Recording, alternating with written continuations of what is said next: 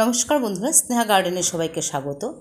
তো আজ আমি ছাদ বাগানে চলে এসেছি বিভিন্ন উপকরণ নিয়ে, যেগুলো আমরা প্রায় ফেলেই দিই। যেমন প্লাস্টিকের কৌটো, তারপর প্লাস্টিকের প্যাকেট, পলিথিনের প্যাকেট, ডিমের কার্টন, বিভিন্ন কাগজপাতি, সবজির খোসা। তো এই জিনিসগুলোকে যদি আমরা একটু বিচার বুদ্ধি করে ব্যবহার করতে পারি, তাহলে অমূল্য সম্পদ হয়ে ওঠে। এবং সেগুলোকে আমি কীভাবে ব্যবহার করছি সেটাই দেখাবো। আর যেহেতু প্লাস্টিকের উপকরণগুলো পলিমার ও কার্বন দিয়ে তৈরি, তাই এগুলো নষ্ট হয় না, ধ্বংস হয় না। অর্থাৎ এমন কোনো বিয়োজক নেই যে ওদের ধ্বংস করে দেয়। তাই সেই প্লাস্টিকের বিভিন্ন প্যাকেট, ব্যাগ, এগুলোকে কীভাবে ব্যবহার করছি এবং করে সুন্দর একটা ছাদ বাগান তৈরি করছি সেটাই দেখাই। তো আজকে অনেকটাই সবজির খোসা জমে গেছে, যেগুলো প্যাকেটের মধ্যে, বালতির মধ্যে রেখেছি, এবং সেগুলোকে নিয়ে আমি ছাদে যাব। আজকে প্রচণ্ড রোদ, 2:30-3টে বাজে। এখনই আমার সময়। এখন গিয়ে আমি এগুলোকে সঠিকভাবে ব্যবহার করে আসব। এবং ছাদে অনেক জমানো আছে, যাচ্ছি ছাদে, প্রত্যেকটা জিনিসের ব্যবহার দেখাচ্ছি।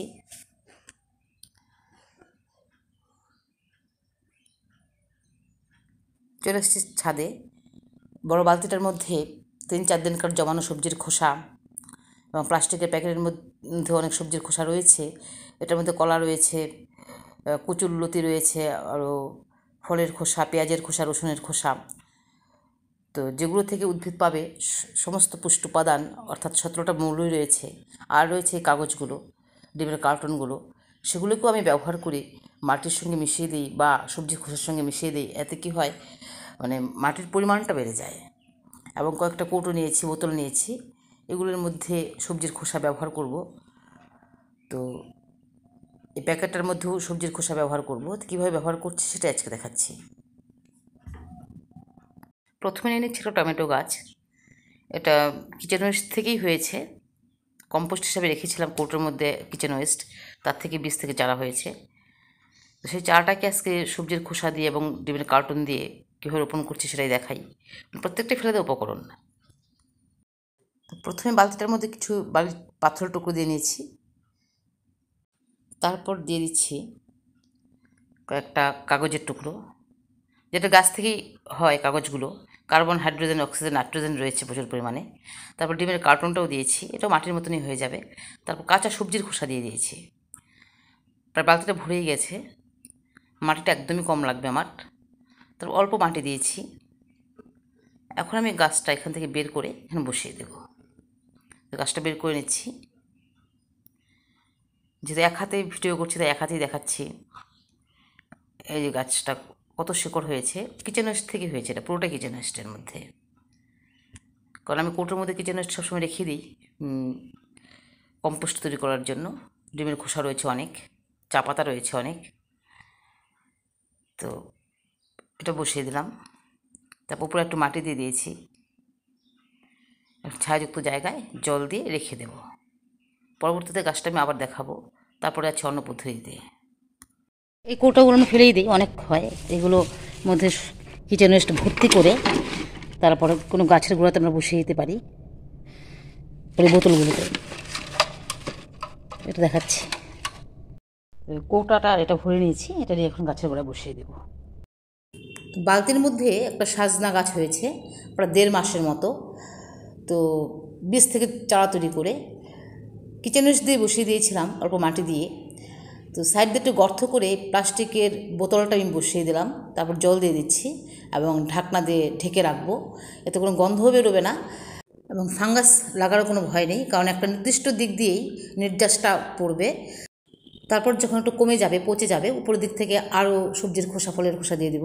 এই হয়েছে ঢেঁড়স গাছগুলো, সারা বছরই ঢেঁড়স হয়। তো মাঝখানে কৌটোর মধ্যে সবজির খোসা দিয়ে একটু গর্ত করে বসিয়ে দিয়েছি, তারপর জল দিয়ে দিচ্ছি এবং একটা ঢাকনা দিয়ে ঢেকে রাখবো। তো প্রচুর খাবারের দরকার, যেহেতু 3টে গাছ এক জায়গায়।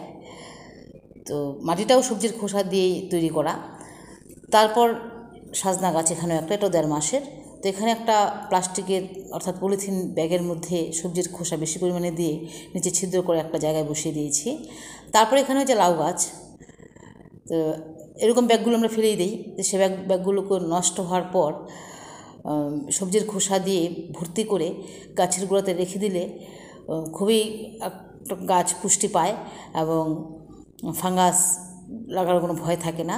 তো এখানে হাফ ব্যাগের মতো সবজির খোসা ফলের খোসা দিয়ে রেখেছিলাম, তো পুরোটা পচে নির্যাসটা বেরিয়ে গেছে এবং অবশিষ্টাংশটা রয়েছে সেটা আবার রোদ্রে শুকিয়েও আমরা গাছে ব্যবহার করতে পারি। তো লাউ গাছগুলি বেশ বাড়ছিল, কিন্তু প্রচণ্ড রোদে একদম ঝিমিয়ে গেছে, অর্থাৎ অত্যাধিক তাপমাত্রায় গাছের যে এনজাইমগুলো সেগুলো নষ্ট হয়ে যায়, তাই বৃদ্ধি ব্যাহত হয়। তো গাছগুলো একদম পাতা ঝিমে যাচ্ছে, ক্লোরোফিল নষ্ট হয়ে যাচ্ছে, পাতা বিবর্ণ হয়ে যাচ্ছে। তো এই খাবারটা এখন আমি ঢেলে দেবো, দিয়ে এর মধ্যে আবার নতুন কিচেন ওয়েস্ট দিয়ে দেবো, কতগুলো দিয়ে দিয়েছি, এর থেকে আবার নির্যাস পড়বে। তো যে অংশটা এখানে রয়েছে সেটাকে ভালো করে রোদ্রে শুকিয়ে আমরা গাছে আবার খাবার হিসেবে প্রয়োগ করতে পারি, বা টব ভর্তি করেও মাটির সঙ্গে মিশিয়ে দিয়ে লাগাতে পারি, গাছ লাগাতে পারি নতুন করে। তো এখানেও লাউ গাছ আছে, এটারও একই অবস্থা রোদ্রে। তো এখানে বড় একটা প্লাস্টিকের ক্যারি ব্যাগের মধ্যে অনেক সবজির খোসা দিয়েছিলাম ভর্তি করে, অনেকটাই কমে গেছে, যে নির্যাসটা পড়ছে নিচের দিকে। তো এই খাবারগুলো দিলে কী হয়, সবসময় খাবার প্রয়োগ করতে হয় না, এর থেকে গাছ প্রচুর পুষ্টি উপাদান পায়। মাঝে মধ্যে খোল জল এবং আরও অন্যান্য জৈব সার বানানো আছে আমার, সেগুলো প্রয়োগ করি। তো প্রচুর কুড়ি আসছিল লাউ গাছগুলোতে, অনেক কুড়ি আসছে ডগায় ডগায়, কিন্তু কুড়িগুলো আর বাড়ছে না, রোদের জন্য শুকিয়ে যাচ্ছে এবং ঝরেও পড়ে যাচ্ছে। তো তবু খাবার প্রয়োগ করে যাচ্ছি, দেখি কী হয়। কুড়িটাও দেখাই, এখানে অনেক কুড়ি আসছে এবং গাছের পাতাটাও গরম হয়ে যাচ্ছে এবং মাচাটাও গরম হয়ে যাচ্ছে, মাটিও গরম হয়ে যাচ্ছে, তার ফলে তো গাছের অবস্থা। এখানে কুড়ি আসছে, এখানে অনেক কুড়ি আছে। তারপরে ঝুড়িটার মধ্যে সমস্ত সবজির খোসা রেখে দিই, নিচে নির্যাসটা পড়ে এত জমেছে তরল সার, তো সমস্ত গাছেই ব্যবহার করি। তো নিচে বালতিটার মধ্যে জমা হয়, তারপর বালতি থেকে বের করে নিই, একটা কল লাগানো আছে। তো আজকে অনেক সবজির খোসা দিয়েছি, আবার এটাও পচে পচে নির্যাসটা পড়বে, আর উপরের অংশটাও শুকিয়ে ব্যবহার করি। আবার দু ধরনের সার পাচ্ছি এখান থেকে, একটা লিকুইড, একটা শুকনো জৈব সার। তো তারপর একটা নেটের বস্তা দিয়ে ঢেকে রেখে দিই, কারণ এভাবেই থাকে।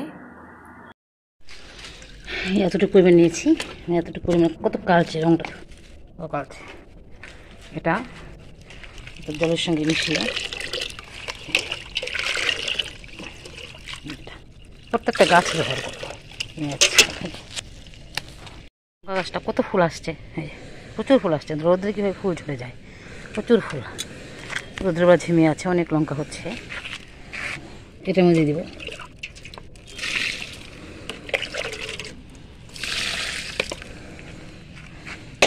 তারপর এখানে একটা লঙ্কা গাছ, কত ফুল, কত কুড়ি আসছে, ফুল কত আসছে, প্রচুর ফুল আসছে রোদ্রের মধ্যে, এটাতেও তাই, এটার মধ্যে দিয়ে দেবো।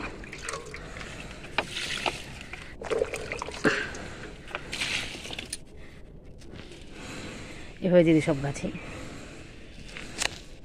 শশা গাছটাতে তাপ একদম ছিমিয়ে আছে, এই শশার কুড়ি আসছে, এই যে শশা ধরেছে, এই যে শশা এদিকে বেরিয়ে যাচ্ছে, এটাতে দিয়ে দেবো। প্রত্যেকটা গাছে খাবারটা ব্যবহার। তারপরে এখানে ঝুঁইতে লাল শাক হয়েছে, এটা দিয়ে দেবো প্লাস্টিকটার মধ্যে। তারপরে এখানে লঙ্কা গাছ অনেক, সবগুলোতেই দিব। ডোরে লঙ্কা, প্রচুর লঙ্কা হচ্ছে, বড় বড় লঙ্কা হয়েছে, এই গাছটাতে দিব। এটাতে অনেক লঙ্কা হয়েছে, থেকে আছে, এটাতেও দিব। বাকি যে কীটাণুগুলো রয়েছে সেগুলোকে এরকম একটা প্লাস্টিকের প্যাকেটের মধ্যে ভরে, নেটের প্যাকেটগুলোর মধ্যে এরকম জলের মধ্যে যদি আমরা ভিজিয়ে রাখি, তারপর 3 দিন 4 দিন পর থেকেই এই লিকুইডটা আমরা গাছে ব্যবহার করতে পারি একদম। এটা একটা খুব সুন্দর খাবার, আর এই খাবারগুলো আমরা বিনামূল্যেই তৈরি করতে পারি এবং এর থেকে প্রচুর পুষ্টিমূল্য পাওয়া যায়। তো এভাবে এটা থাকবে। তো একটা কাঠির সাহায্যে জলের মধ্যে ভালো করে ডুবিয়ে রাখবো। তাহলে এর পচন ক্রিয়াটা দ্রুত হবে এবং গাছে তাড়াতাড়ি ব্যবহার করতে পারবো। একবার ব্যবহার করে তারপর আবার জল দিয়ে রাখবো। এরকম কয়েকবার ব্যবহার করার পর নেটের মধ্যে যে নির্যাসটা অর্থাৎ অবশিষ্টাংশটা আটকে থাকবে সেটাকে আবার রোদে শুকিয়ে আবার পুনরায় গাছে খাবার হিসাবে ব্যবহার করব। এখানেও কয়েকটা প্লাস্টিকের প্যাকেটের মধ্যে অর্থাৎ যে প্যাকেটগুলো আমরা ফেলে দিই সেই প্যাকেটগুলোর মধ্যে যদি আমরা সবজির খোসা ভর্তি করে মুখটা বন্ধ করে রেখে দিই তাহলে 1 মাস পর সুন্দর একটা কম্পোস্ট সার তৈরি হয়। যেমন এই প্লাস্টিকগুলোর মধ্যে রেখেছিলাম এবং সেগুলো আজকে একটু রোদ্রে দিয়ে দিচ্ছি। রোদ্রে ভালো করে শুকিয়ে এগুলোর সঙ্গে একটু মাটি মিশিয়ে শীতকালীন যে চারাগুলো তৈরি করব এই কম্পোস্টটা দিয়েই তৈরি করব। পুরো কম্পোস্টটা ঢেলে দিচ্ছি। খুব ভালোভাবে তৈরি হয়েছে। এটার মধ্যে সাজনার খোসা ছিল বেশি, আলুর খোসা ছিল, পেঁয়াজের খোসা ছিল। ভালো করে শুকিয়ে নিচ্ছি। এই প্লাস্টিকটার মধ্যেও রয়েছে কিন্তু সেগুলো ভালো করে পচেনি, এটা আবার রেখে দেবো, পচলে তারপর আবার শুকাবো। আবার এই প্যাকেটের মধ্যে কিছু সবজির খোসা রয়েছে, ফলের খোসা রয়েছে। এটা মাটি ভর্তি করে আমরা রেখে দিতে পারি। এটাকে মাটি ভর্তি করে রেখে দেবো। মাটি দিয়ে দিয়েছি একদম, এটা এভাবেই থাকবে। এভাবেই আমরা তৈরি করতে পারি। তো ভিডিওটা আর বেশি বড় করছি না, এখানে শেষ করব। তো এভাবেই আমরা ফেলে দেওয়া অনেক উপকরণ দিয়ে সুন্দর একটা ছাদ বাগান তৈরি করতে পারি। এবং আরও অনেক উপকরণ রয়েছে যেগুলো দেখাতে পারিনি, পরবর্তী ভিডিওতে দেখাবো যে আর কী কী জিনিস ব্যবহার করছি। তো এই খাবারগুলো ব্যবহার করেই আমার গাছে মানে ছাদ বাগানে যত গাছ রয়েছে সব গাছ ফুলে ফলে ভর্তি থাকে এবং সবুজ সতেজ থাকে। তো অত্যাধিক রোদের জন্য গাছগুলো একটু ঝিমিয়ে পড়েছে এবং অনেক ফুল ফল ঝরে পড়ছে। রোদটা যখন কমবে তখন আবার ঠিক হয়ে যাবে। তো আমার এই ভিডিওটা যদি আপনাদের একটু উপকারে আসে তাহলে সাবস্ক্রাইবের পাশে থাকবেন এবং বেশি করে শেয়ার করবেন। তো লাইকও করে দেবেন। কিছু জানার থাকলে কমেন্টস করবেন। তো আজ এখানেই রাখছি, দেখা হয় পরবর্তী ভিডিওতে এবং গাছগুলো কীরকম পরিস্থিতি হয় সেটা আবার দেখাবো। এবং আরও অনেক খাবার তৈরি করছি, জৈব খাবার, সেগুলো আবার নিয়ে আসবো। তো আজ এখানেই রাখছি। আপনারা ভালো থাকুন, সুস্থ থাকুন।